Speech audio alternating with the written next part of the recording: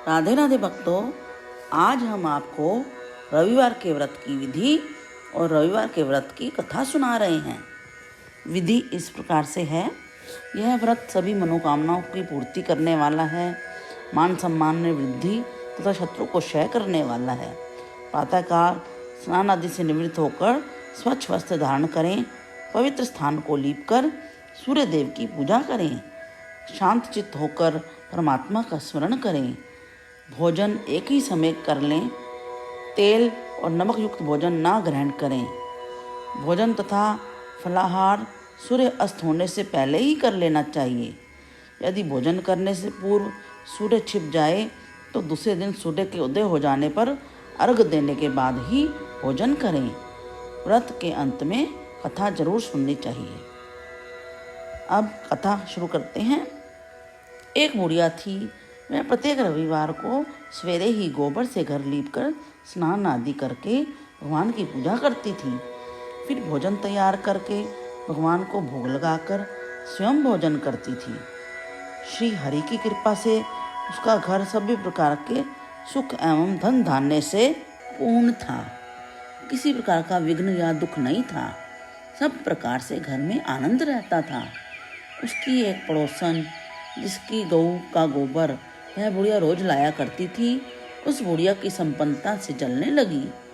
वह विचार करने लगी कि यह वृद्धा सर्वदा मेरी गऊ का गोबर ले जाती है, इसलिए अगले दिन से वह अपनी गऊ को घर के भीतर बांधने लगी।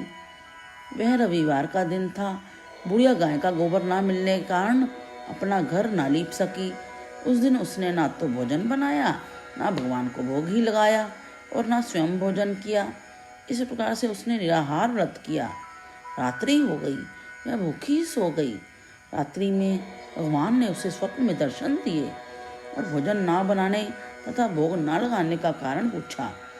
वृद्धा ने कहा, उसे गोबर नहीं मिला, इस कारण से वह आपका भोग नहीं लगा सकी। तब भगवान ने कहा, हे माता, हम तुमको ऐसे गऊ देते हैं जो सभी इच्छाएं पूर्ण करती है। क्योंकि तुम हमेशा रविवार को पूरा घर गऊ के गोबर से लीपकर भोजन बनाकर मेरा भोग लगाकर ही स्वयं भोजन करती हो, इससे मैं बहुत प्रसन्न हूँ। मैं निर्धन को धन और बांझ स्त्रियों को पुत्र देकर उनके दुखों को दूर करता हूँ तथा अंत समय में मोक्ष देता हूँ। स्वप्न में ऐसा वरदान देकर भगवान अंतर्ध्यान हो गए।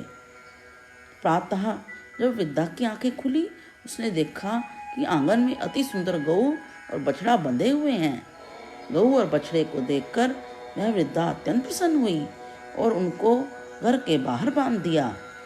वहीं उनके खाने के लिए चारा भी डाल दिया। जब उसकी पड़ोसन ने बुढ़िया के घर के बाहर एक अति सुंदर गऊ और बछड़े को बंधा हुआ देखा तो द्वेष के कारण उसका हृदय जल उठा। जब उसने देखा कि गऊ ने सोने का गोबर किया है तो वह चोरी से उस गऊ का गोबर उठाकर ले गई और अपनी गऊ का गोबर उसकी जगह पर रख गई। वह प्रतिदिन ऐसा ही करती रही। सीधी सादी बुढ़िया को उसकी इस चालाकी की खबर नहीं हुई। सर्वव्यापी ईश्वर ने सोचा कि चालाक पड़ोसन के कर्म से बुढ़िया ठगी जा रही है। एक दिन भगवान ने संध्या के समय अपनी माया से बड़े जोर की आंधी चला दी। बुढ़िया ने आंधी के भय से अपनी गऊ को घर के भीतर बांध लिया। प्रातःकाल उठकर जब वृद्धा ने देखा कि गऊ ने सोने का गोबर दिया है तो उसके आश्चर्य की सीमा ना रही। अब वह प्रतिदिन गऊ को घर के भीतर ही बांधने लगी। पड़ोसन ने देखा कि बुढ़िया गऊ को घर के भीतर बांधने लगी है और उसका सोने का गोबर उठाने का दांव नहीं चलता तो वह ईर्ष्या और डाह से जल उठी। अन्य कोई उपाय न देखकर पड़ोसन ने उस देश के राजा की सभा में जाकर कहा, महाराज, मेरे पड़ोस में एक वृद्धा के पास ऐसी गऊ है जो नित्य सोने का गोबर देती है। आप वह सोना प्राप्त कर उससे प्रजा का पालन करिए। वह वृद्धा इतने सोने का क्या करेगी? उसकी बात सुनकर राजा ने अपने दूतों को वृद्धा के घर से गऊ लाने का आदेश दे दिया।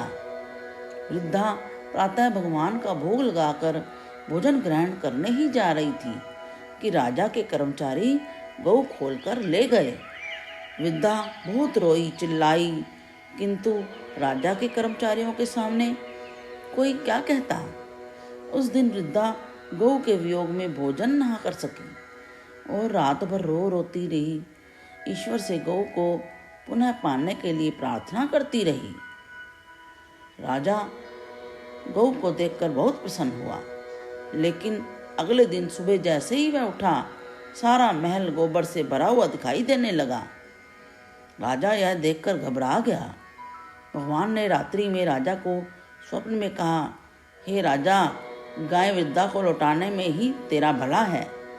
उसके रविवार के व्रत से प्रसन्न होकर मैंने ये गऊ उसे दी थी। प्रातः होते ही राजा ने वृद्धा को महल में बुलाकर बहुत सा धन के साथ सम्मान सहित गाय बछड़ा उसे लौटा दिया और अपने कार्य के लिए उससे क्षमा प्रार्थना की। इसके बाद राजा ने उसकी पड़ोसन को बुलाकर उचित दंड दिया। इतना करने के बाद राजा के महल से गंदगी दूर हो गई। उसी दिन से राजा ने नगर निवासियों को आदेश दिया कि राज्य की समृद्धि तथा अपनी समस्त मनोकामनाओं की पूर्ति के लिए रविवार का व्रत करें। व्रत करने से नगर के लोग सुखी जीवन व्यतीत करने लगे। अब कोई बीमारी तथा प्रकृति का प्रकोप उस नगर पर नहीं होता था। सारी प्रजा सुख से रहने लगी। इति रविवार व्रत कथा समाप्तम। इसी तरह की और भी कथाएं सुनने के लिए श्यामा शाम के भक्त नाम के चैनल को सब्सक्राइब कीजिए। Please like, share and subscribe. Hare Krishna Krishna Krishna Hare Hare, Hare Ram Ram Ram Hare Hare.